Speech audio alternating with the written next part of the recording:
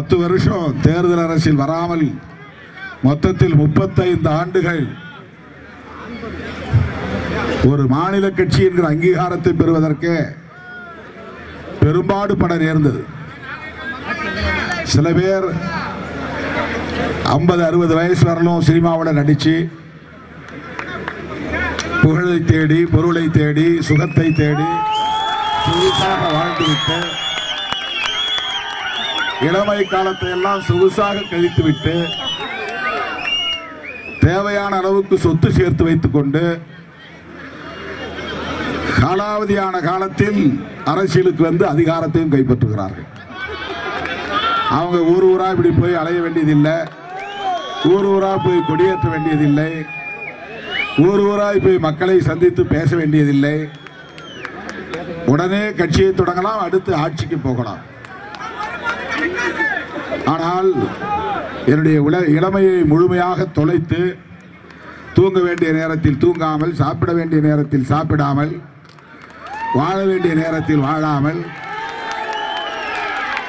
ஓய்வென்றால் என்னவென்று தெரியாமல், உறக்கம் என்றால் தேவையான நேரம் உறங்காமல், பொழுதுபோக்கு என்றால் தெரியாமல் சினிமாவுக்கு போனதில்லை, பீச்சுக்கு போனதில்லை, பொழுதுபோக்கில் கலந்து கொண்டதில்லை, விளையாட்டில் பங்கேற்றதில்லை,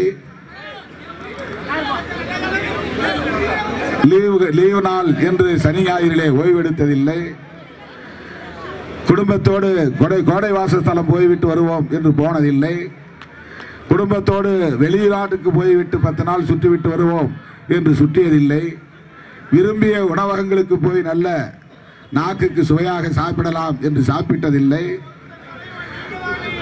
கிடைக்கிற கஞ்சியை குடித்துக் கொண்டு ஒரு நாளைக்கு 3 மணி நேரம் 4 மணி நேரம் உறங்கி 35 ஆண்டு காலம் பாடாய்பட்டு அரும்பாடுபட்டு வாழ்க்கையை முழுமையாக தொலைத்து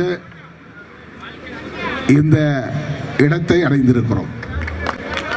ஒரு மாநில கட்சி என்ற அங்கீகாரத்தை பெறுவதற்கு இவ்வளவு பெரிய இழப்பை சந்தித்துதான், வாழ்வை தொலைத்துதான் இந்த இடத்தை எட்டி பிடிக்க முடிந்தது.